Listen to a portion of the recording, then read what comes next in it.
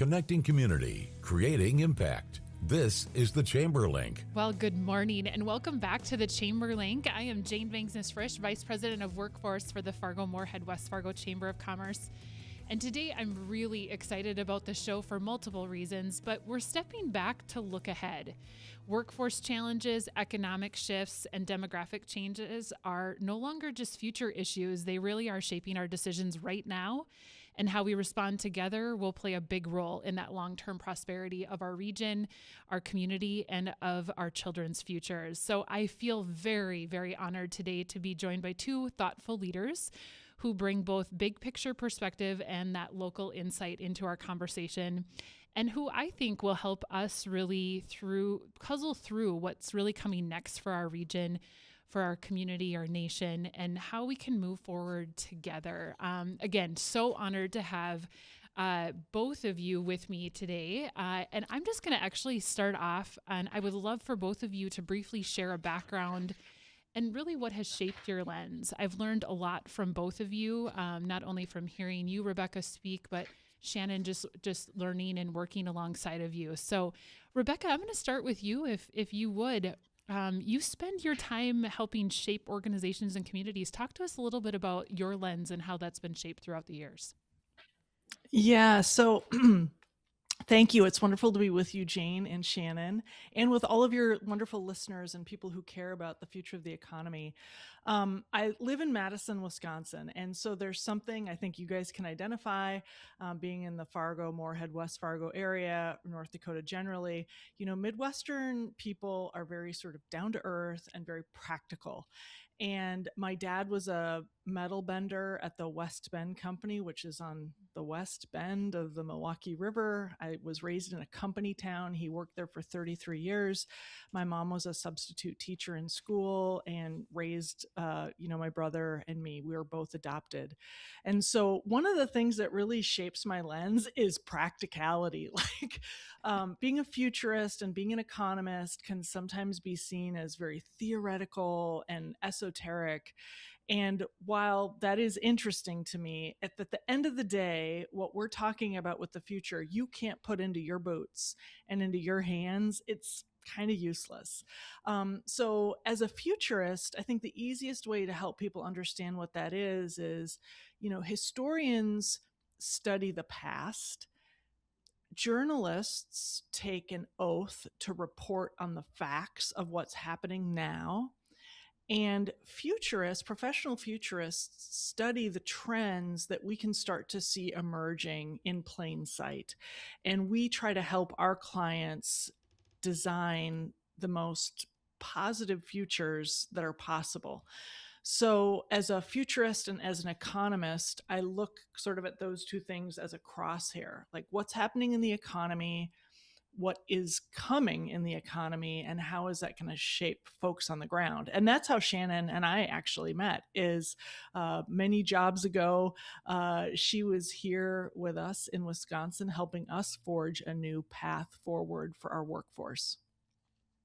Awesome. Well, thank you, Rebecca. And, I've had the opportunity to hear you speak and connect with you one-on-one, and just really excited for you to come to the Fargo-Moorhead West Fargo region. And we'll talk about that in a bit, what's coming up next week. But Shannon, you're an important connector for this conversation. So I'd love the audience to hear a little bit more, that those of you that don't know, kind of the lens that has shaped your perspective on our region economy, but also how you approach this work. Awesome. Thanks, Jane. Well, hello to all of our listeners. So Shannon Full, the president of the chamber here. Rebecca, it's so great to see you, my friend, and we can't wait to have you here in the Fargo region.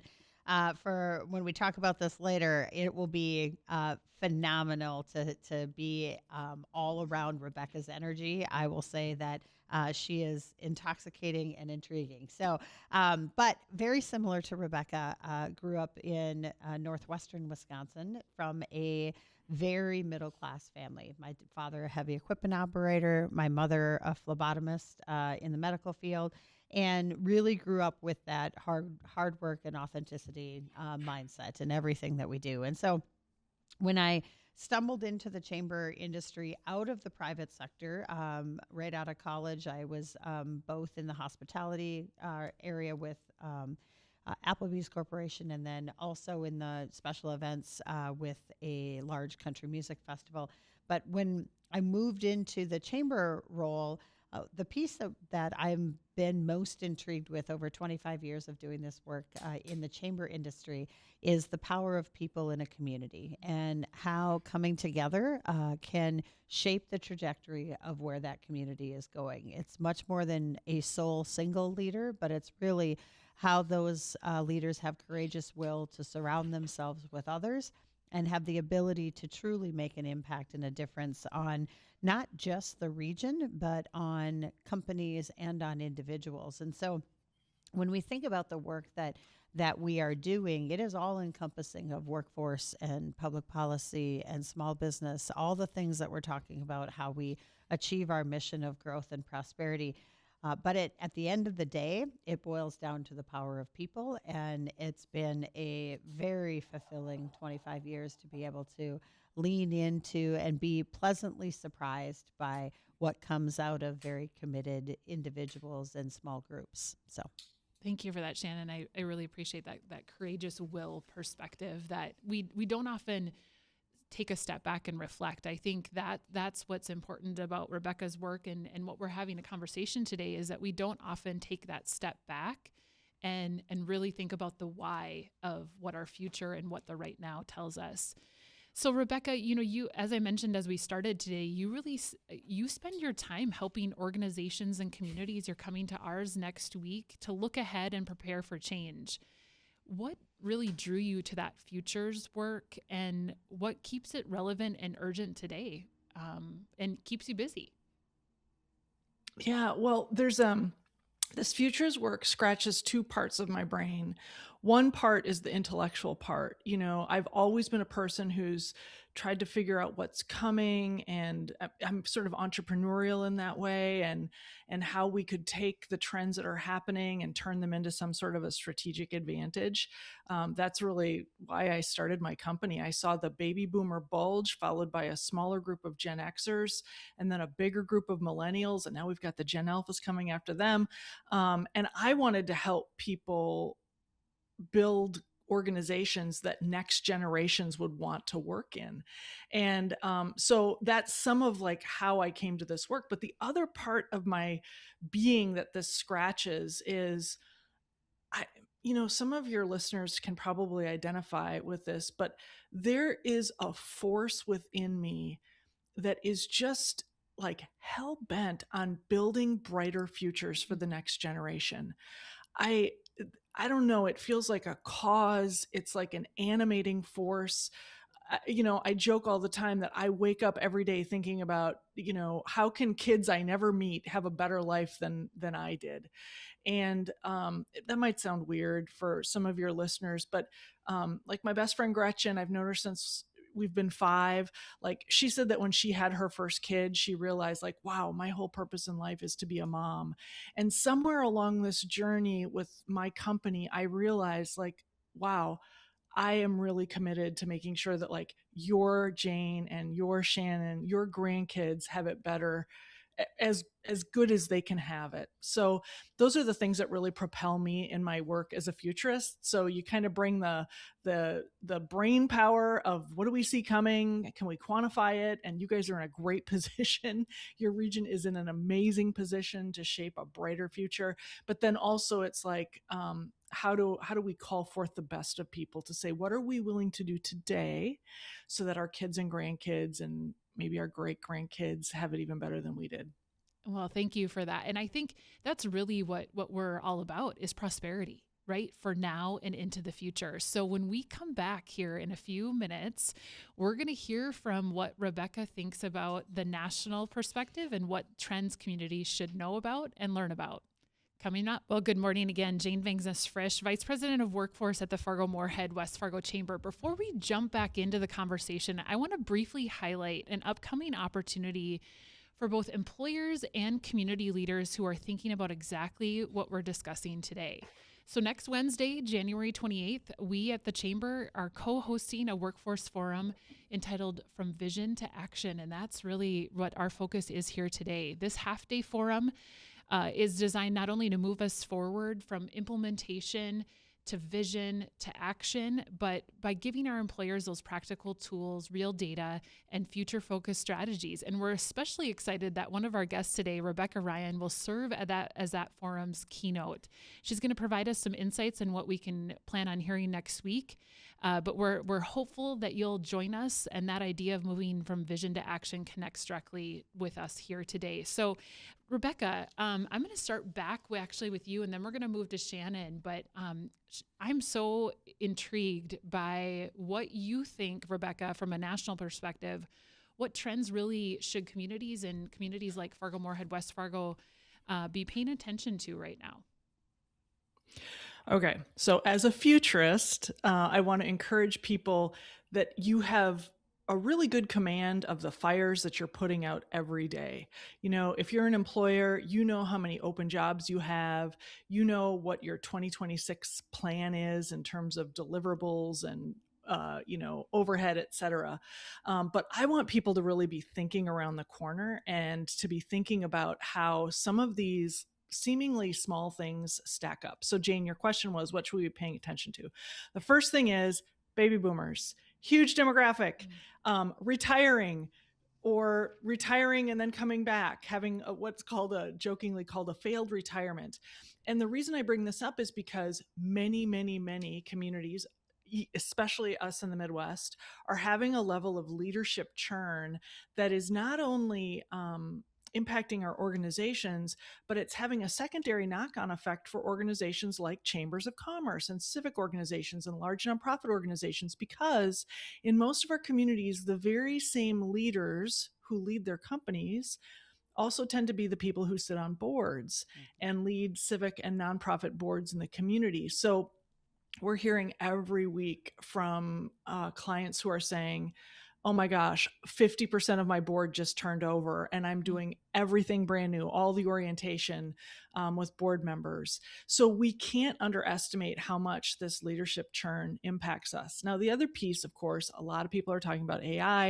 I'm going to bring some ways of thinking about AI. We did a little economic analysis of the Fargo-Moorhead, West Fargo MSA and the sort of conservative mid and high impact of the impact that AI will have on jobs in the workforce.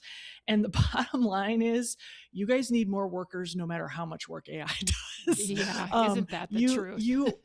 It is so true. And AI is not coming for very many jobs in your larger metro area, but AI will be increasingly used to do parts of jobs across many, many jobs. So those are just a couple of the things that I think people need to keep their eye on for the future. Thank you for that. And so insightful. And Shannon, from your perspective of knowing and understanding this community, especially the business perspective, talk to us about why this is so important to bring Rebecca here, why this impacts our community and what we need to do to kind of enact on this. Yeah, I am so excited for next week. Mm-hmm.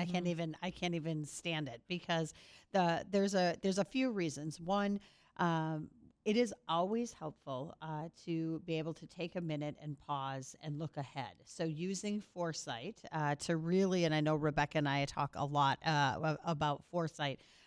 How are we making the decisions for tomorrow based on what we have today, and really being proactive in nature?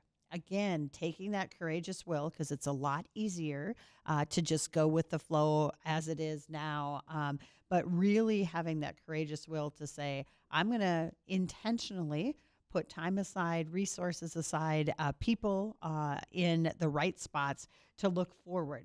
I think about it from our region.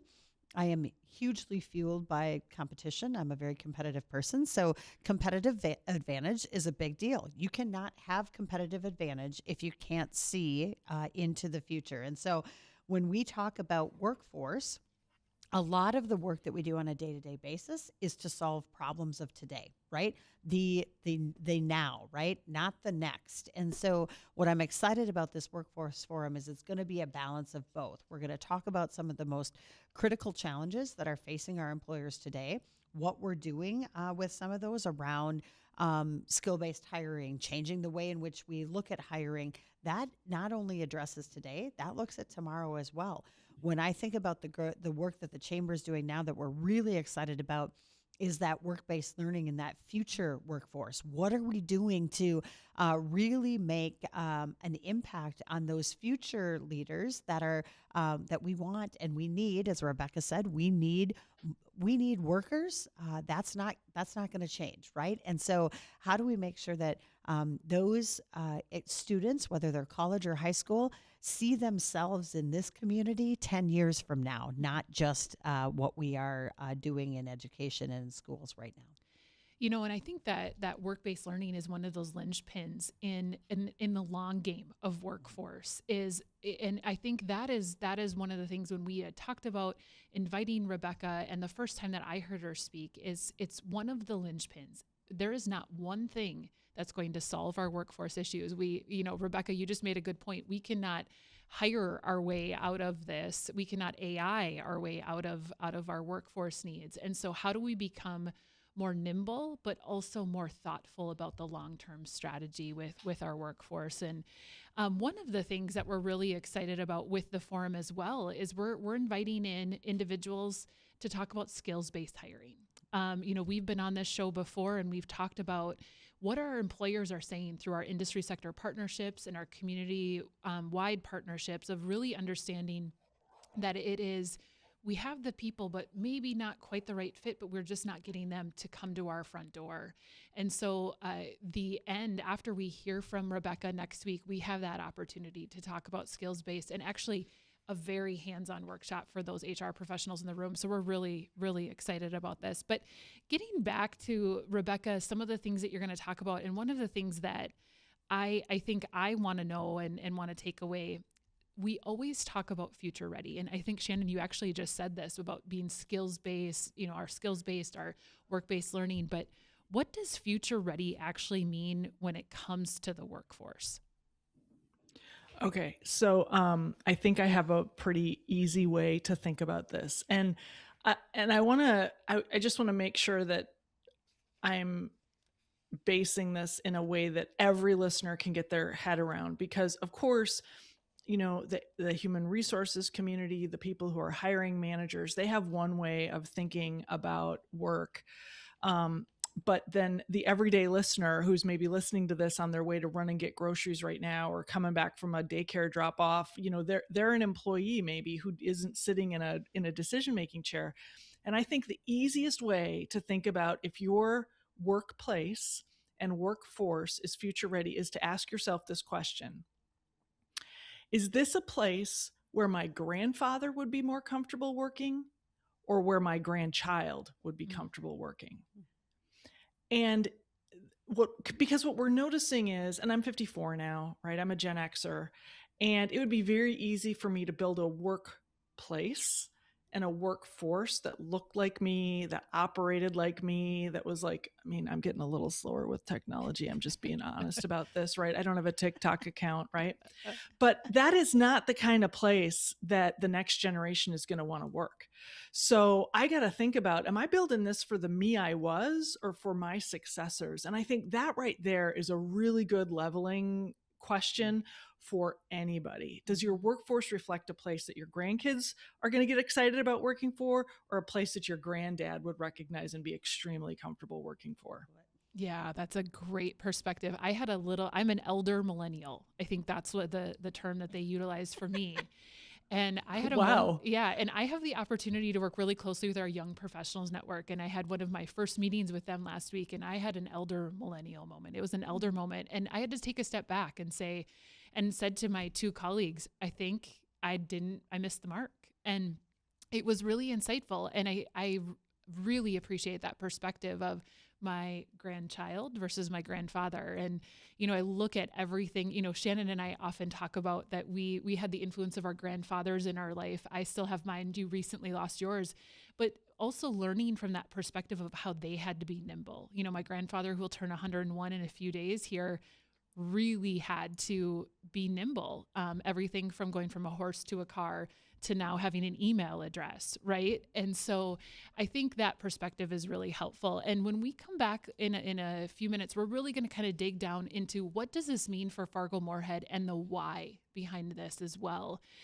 Shannon, before we go to the break, is there anything that you want to share from your perspective that you had with some of those elder millennial moments? Or I guess I'm not sure where you're at in that scheme of time. Yeah, no, I can relate very well. Rebecca knows this. Being in the industry that I've been in, it's a small group that across the country that work on chambers. And I will tell you that when I got into this, I was that young whippersnapper with, ready to go, lots of energy, lots of passion, still have lots of energy and lots of passion. But now to look around the room and see the room filled with leaders younger than I am and what they expect out of me, it's both an opportunity and a responsibility, and it's pretty exciting. So very exciting. Well, when we come back, we're going to hear a little bit more from Rebecca Ryan and Shannon Full. Welcome back. Jane Vangsness Frisch with the Fargo-Moorhead West Fargo Chamber. Very excited to be hosting the Chamber Link this morning. Today, I'm joined by Shannon Full, our president and CEO at the Fargo-Moorhead West Fargo Chamber, and Rebecca Ryan, who is a futurist and our keynote speaker for our upcoming workforce forum next week. In our first part of our conversation this morning, we talked about why looking ahead matters. Really appreciated Rebecca's perspective on, do we want our workplaces to be somewhere our grandfather is comfortable working or our grandchildren? And so that was great perspective, and I think kind of leads into this next part. I want to spend this next segment, getting to learn a little bit more about practical application of this. We hear consistently from employers that workforce challenges cannot be solved by one organization, industry, system working alone. And we know that. And at the Chamber, we really try to be that conduit. We know that where collaboration really becomes strategy is what makes the difference with this. So let's talk about that from a regional standpoint. And Shannon, I'm going to talk to you a little bit about this because I know that this really has been your vision. You've been with us in the Fargo-Moorhead West Fargo region for over 5 years now, right? And workforce was a priority of your perspective when you came in and took this opportunity. Talk to me a little bit about why workforce challenges are not just solved by the Chamber, frankly. Yeah, what a great question, and a great lens to enter this into is that workforce is complex, right? When you talk about to any company that we sit down, and it is definitely one of the, it is the top conversation that we have when we're meeting with CEOs, with senior level leaders, with HR leaders, is how can we attract, retain, and develop high quality employees to take us not just to where we are, but to take us to our next level.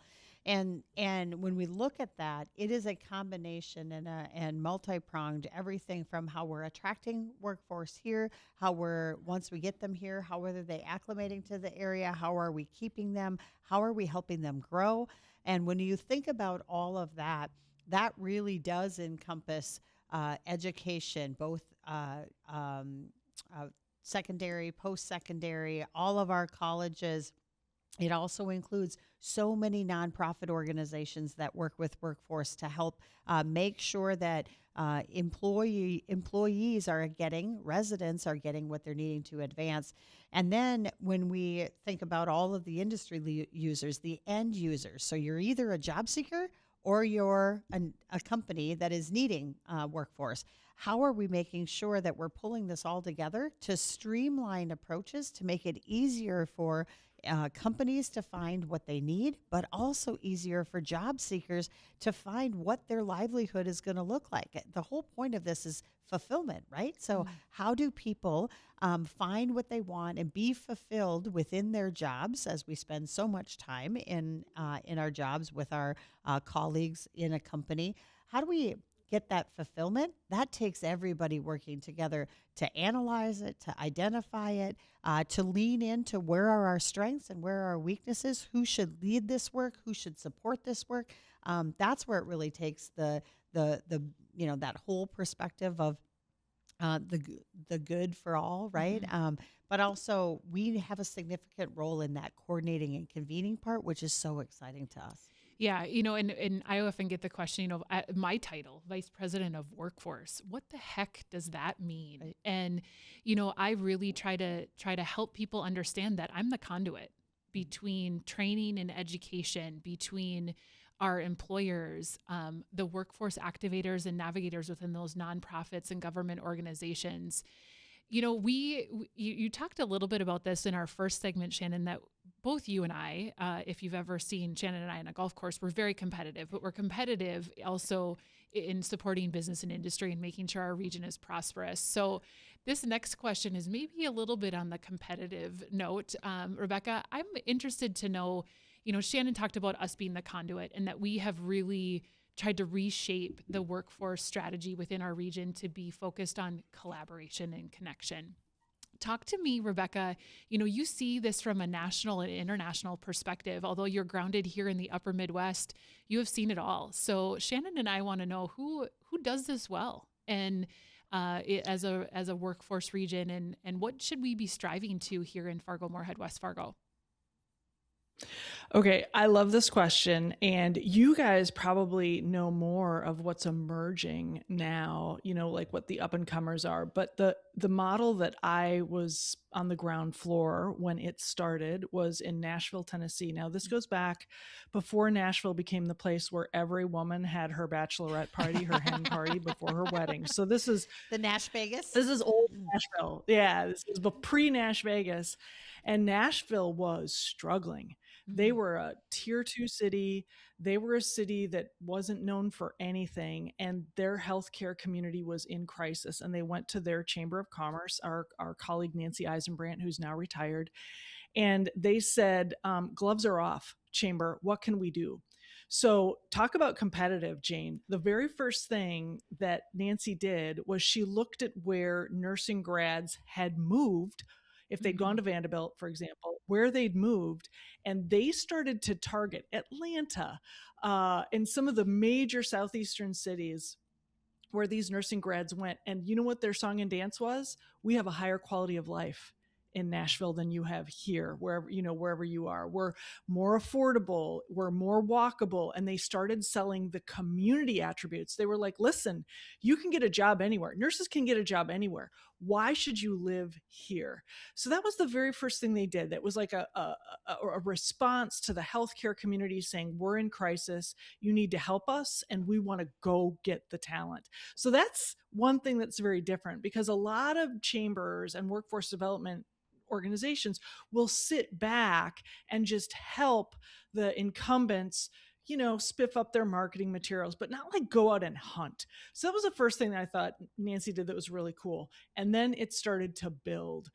Then she started to link and leverage other organizations, national workforce councils, to make sure that like her employer communities had the best of the best thinking, the best strategy, et cetera. And the metaphor I want to create for you here is that Nancy took the Nashville workforce effort from a program helping healthcare to a system where, kind of like you guys are saying, where K-12, technical colleges, post-secondary education, employers, trades, they're all in the mix together. It's kind of like the equivalent of, I don't know if any of you were music nerds in school, but you practice and practice and practice your instrument. And then when you go to band class or orchestra class or whatever, you hear how you sound with everybody else. And when you all are working together, same tempo, same score of music, same conductor, you can do something absolutely magnificent. And there is not one labor organization or employer who can do this by themselves. Because, and the simple reason is this, that you've got your you're on your back foot with respect to how many people you need to choose a job in the Fargo-Moorhead, West Fargo region. You have to sell the job and you have to sell the community. You've got to be able to do both. So none of us can do this alone. We need each other. And if you can go from being that solo violin player to being a part of this orchestra, that's where the resonance is and the magic is. Okay. Well, Well, so true. And I think I'll add to that with Rebecca. You know, the Nashville example is such a good one because that was placemaking before placemaking was cool, right? And when we talk about placemaking, we're really talking about what is the stickiness that draws somebody, right? It's the interest, the excitement, it's everything from what our fabulous partners at the CVB are doing to bring visitors here, because visitors then think, could I see myself here in this community, right? It's what our downtowns are doing to create vibrant events and folkways to make sure that we've got things that people align with and they see themselves as, I'm part of this community. It's where our partners at the EDC are really doing the work on talent attraction strategies, specifically and intentionally. What type of talent are we trying to attract here? Very similar to what Nashville did in the healthcare realm.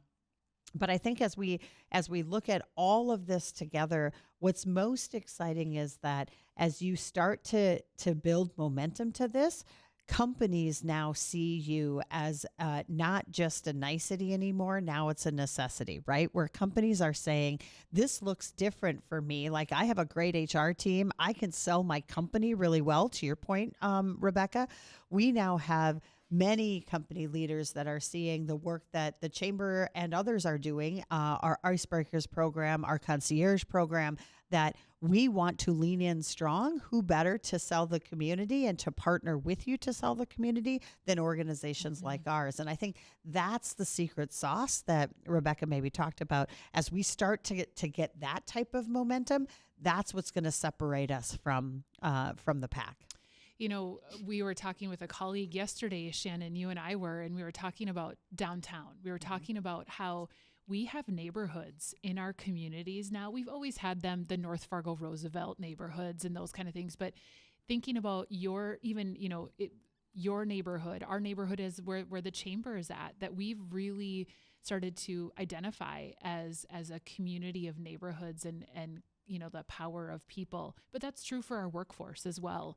One of the things that we have been so strong about is really thinking thoughtfully about our industry sector partnerships and working collaboratively and together. And that's something that I heard not only in your example, Rebecca, about Nashville, but Shannon, as you were talking, that's our strategy, is about bringing people to connect and convene and around a common mission. Because I think if we try to do this work in a vacuum or separate, we are going to be incredibly unsuccessful. So with that, we're going to go into a break here and head on to our last segment when we come back. Well, welcome back to the Chamber Link. We are so excited to have Rebecca Ryan, futurist, and our keynote speaker for next week at our Workforce Forum. Again, that's coming up January 28th. That's Wednesday from 11 to 4:30 over at the Armory in Moorhead. It's only $33 to attend. For those of you that are HR focused, it's 4.5 CEU SHRM credits, which is a great opportunity for you to earn those. If you're interested in learning more, head over to FargoMoorheadWestFargoChamber.com.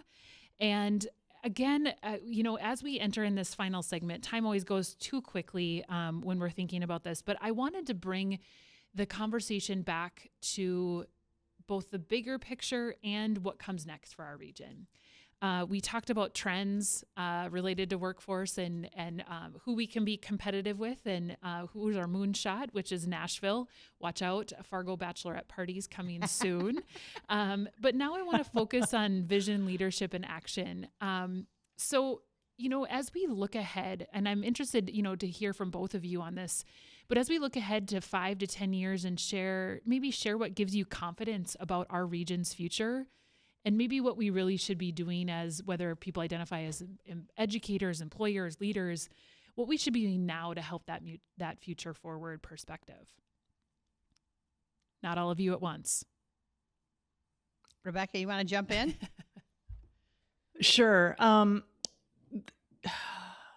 The question about what should you be focusing on now, this is a paradox for me because I think you should always be focusing on what's coming next. Yeah. Now you should invest just a little bit of time thinking about what's coming. But maybe this is a question that people could use that would drive both. What should we be doing now and what should we be thinking about next? And by the way, I want to tell you, we put a survey in the field, and when we asked people how much time they spend each week thinking about the future, on average, they spend between 90 seconds and 4.5 minutes a week thinking about the future. And I think if we have any responsibility for people, whether as the head of a family, the head of a department, the head of an organization, the head of a community, we owe it to them to invest more than 90 seconds a week. So I hope that for those of you who can join us at the forum next week, that'll be one of your big investments in thinking longer term. But here's a question that I think anybody can use to bridge between now and next. And it is simply this. Imagine that a competitor entered your space. So if you're in healthcare, somebody came in. If you're in ag tech, one of the bigs started to look at your niche that you're in. Imagine that a competitor came in and they said, in the next 5 years, we are going to completely wipe them out. We're not going to buy them. We're just going to put them out of business. And the question is then, what are the first things that they would do to put you out of business over 5 years' time? And most people listening to this know the answer to this question, but there are things that maybe they've been putting off, or investments they just haven't been willing to make, conversations they haven't been ready to have. But when you start to feel a competitor, on your back, it forces you to address some of the things that you should be doing.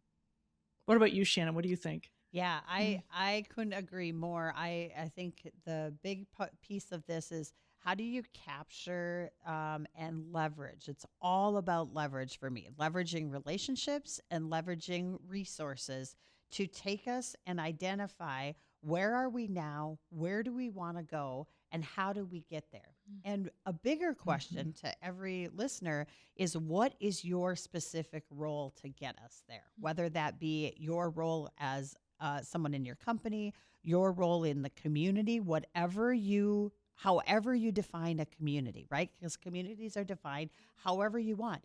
What is your role in all of that? And how do we leverage those relationships and resources differently?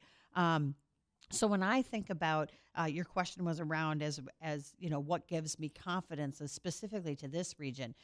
Without a doubt, it's the people, right? The fact that we are finding courageous will, we are challenging one another, we are challenging the status quo. As a visionary, I live in this world. But how do we capture and leverage the diversity of industry we have here, the consistency, the hardworking, authentic nature that this region brings, awareness of all of those assets, and then taking those to the next level? That's really the piece when I think about kind of what's missing or the secret sauce.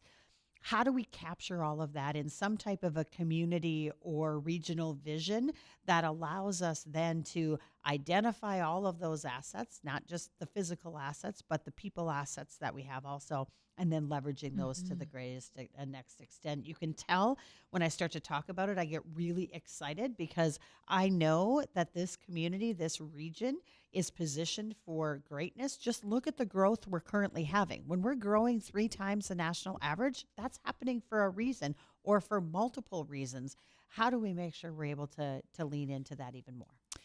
I appreciate that so much. And I think one of my biggest takeaways is that we need to invest in thinking about the future. And next week is going to be a perfect opportunity to do that. No matter if you are working focused on your people programs, or you are a leader, or you're a colleague, and you're just, you want to thrive in the region. You want our region to be that next Nashville. We'll talk about it that way.